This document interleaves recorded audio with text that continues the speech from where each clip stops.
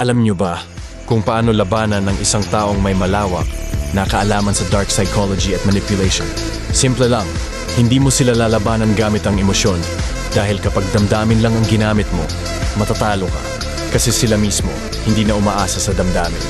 Sanay silang gamitin ang emosyon mo laban sa'yo. Kaya wag mong subukang makipag-away sa larangan nila. Ang gawin mo, tirahin mo kung saan sila pinakamahina, ang ego nila. Saktan mo sila hindi sa sigaw, kundi sa tahimik mong katotohanan. Ipamukha mong hindi sila kasing lalim ng akala nila. Nasa kabila ng kaalaman nila, mababaw pa rin sila. At higit sa lahat, mas magaling ka, hindi dahil mayabang ka, kundi dahil hindi ka nabubuhay sa ilusyon.